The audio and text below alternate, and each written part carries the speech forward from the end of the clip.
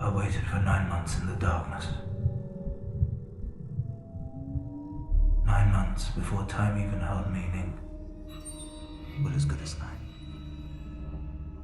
9 months on an untold promise of light and the nature of tiny miracles. I was a miracle, you know. That's what they said anyway. The doctors, my parents. A miracle. How's that for pressure? A violent entrance into a violent world, cast from the darkness into the darkness. That was me. The goddamn miracle, baby. He's a quiet boy, isn't he? Let's say. Aunts and uncles that once proclaimed me miraculous. My parents would nod and smile. But I was no quiet boy. I was loud. I was a boy full of noise that would sing like a piano being pushed down the staircase. A head full of thunder that bellowed how death was the only inevitable truth of life. The voices inside me, many, one after another, after another, after another, until I was a boy breathless under the weight of the world I found myself in. Rare moments of quiet rode me like boots over autumn leaves. I saw this world for what it was. He's a quiet boy, isn't he? They'd say. How little they knew. I was cast as the outsider. I don't remember an audition. Yet I understood my role in this plot. And then, without notice, I was recast. From outsider to outcast. Hello? Hello? I searched for the same wonder that seemed to infuse every child around me. But my thoughts were forever tinged with a darkness that bled in from the edges.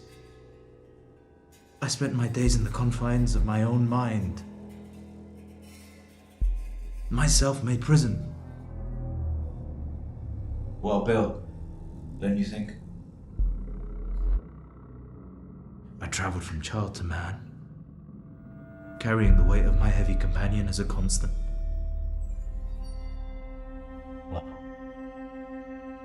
let there be light. She's called Hope. Aptia.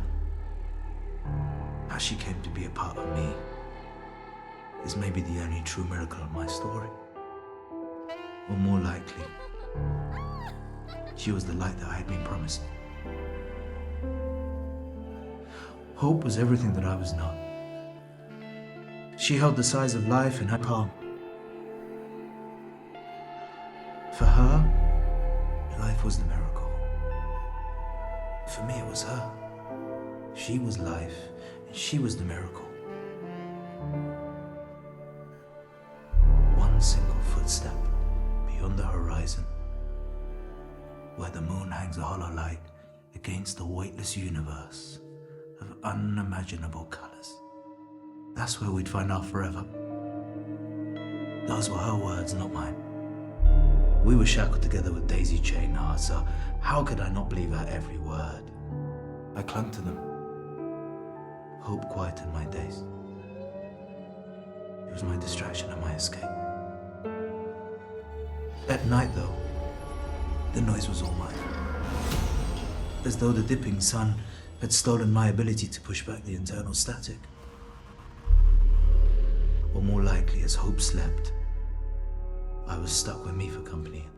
And I'm a fucking dark moon. The loudest of my demons was loss. A bastard gargantuan beast. Yet you rarely hear it coming as its steps are as barefoot on sand. Loss's many voices acted as amplifier to my fear of its very existence. 1,000 lifetimes will never be enough time in her company. Your one single lifetime is a pinprick on a pinprick on a million pinpricks. You can't keep her safe forever because forever is not for you. Although when she goes, you'll feel like it is. Loss was relentless. and free of mercy. But you know I've always wanted a child. I want a child too. We both want a child. But I can't risk it. I can't risk you. No, but I can't risk you, darling. I just feel like we might as well try. She is a towering oak whose branches hold the cosmos in their grasp. But you, you are the thing that grows away from the light, the unwanted thing.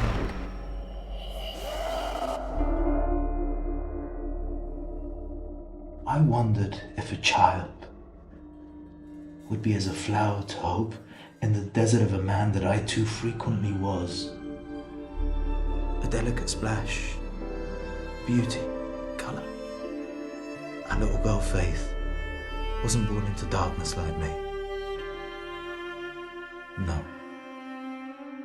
She lit us both up as though she held the sun in her tiny hands.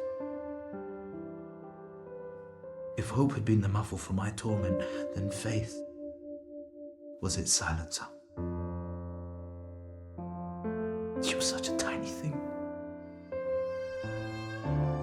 But she was the biggest vision of life that I ever saw. But lost still had a card to play. Hope was gone soon after Faith arrived. I like to think that her heart was too full. Needed to beat too hard for the love that bathed her in that moment. But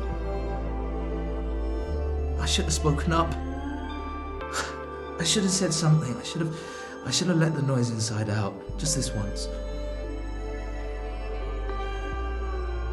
Hope needed a child like the earth needs the sun.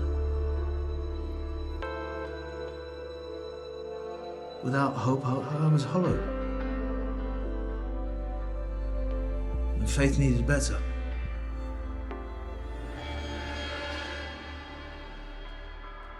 So when I landed on my parents' doorstep and I begged them to take her, they did, I guess, what good parents do.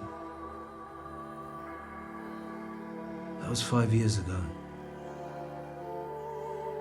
I haven't seen them outside of my head since that day. All I can tell you is that at the time, it was for the best. Although somewhere deep in the quietest corners of whatever I am, I knew it wasn't.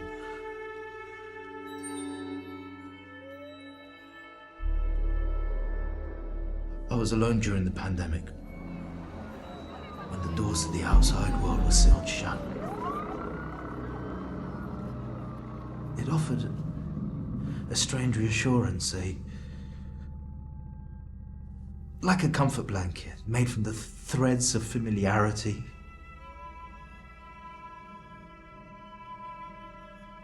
Alone was my default setting. The only demon now with any volume was guilt. But this one could be muffled with drink, daytime TV, and old kung fu movies. What else could the world take from me now? And as for guilt, fuck this guy, fuck him!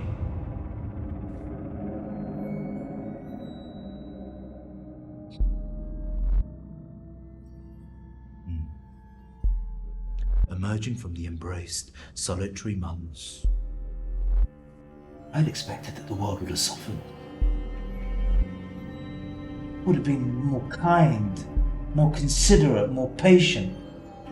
With a shared crisis, for the second time in my life, I emerged to darkness. The world had grown ever more hateful.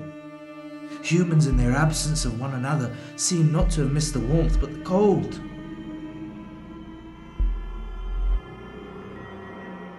And my demons whispered voices were the loudest sound that I have heard. Anxiety became my familiar traveling companion. Anxiety bites hard. Real fucking hard. A clamp on the chest and a gut punch. It doesn't screw about with etiquette and introductions. It comes in kicking. When the attack started, Escape was all I could do. In fight or flight, I was Icarus, forever spiraling without control. And then, in a rare moment of glacier fresh clarity, I saw my escape plan.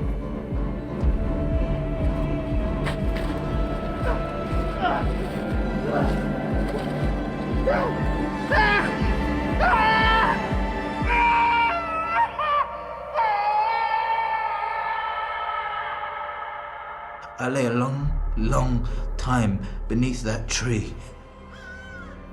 A long time. Just lay there on the cliffside, a fixture from a childhood seeking peace from this world. And as the sun ebbed towards night, I took one step forward.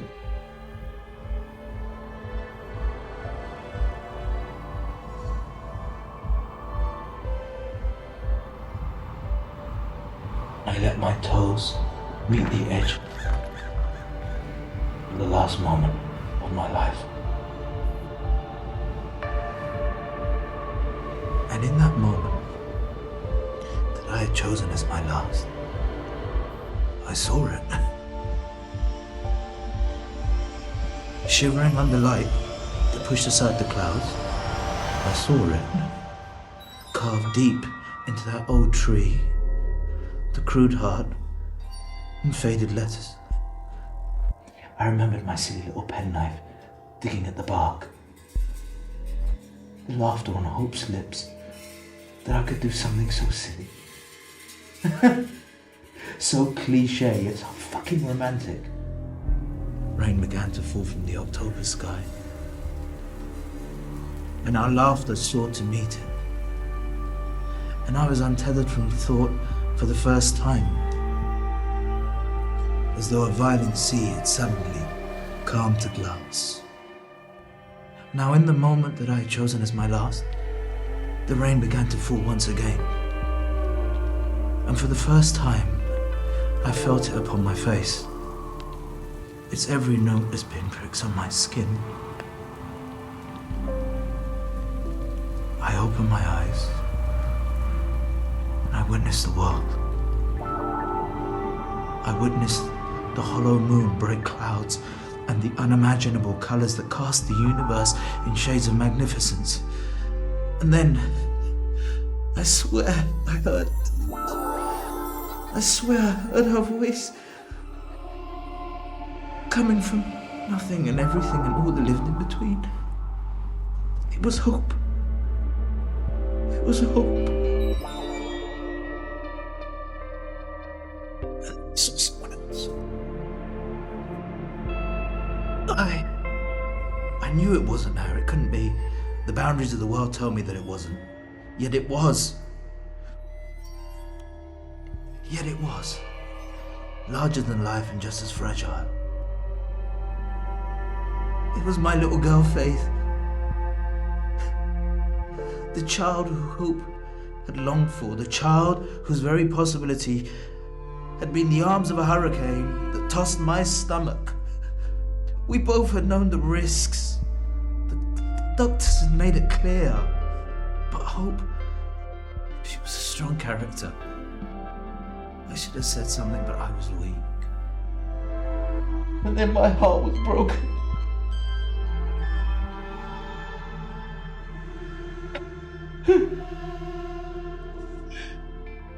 I should have spoken up. I failed her. I stood a long time on that cliffside. Yeah. I listened to the world. Its voice hung from the tips of the leaves and blew in on the western wind. While inside, there was only one voice that spoke louder than any other. Faith, it said. It sounds religious, right? But no, religion has no part in this. Hope named our child Faith, not me. I chose Daisy. Hope was now gone. while she was here, she was present. She was a towering oak whose branches cupped the cosmos. She was life. It's because of her that I'm still here. And now, I too am present.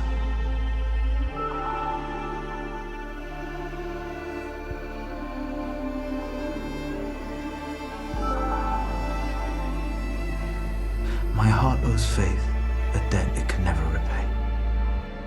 But I will try. I will try.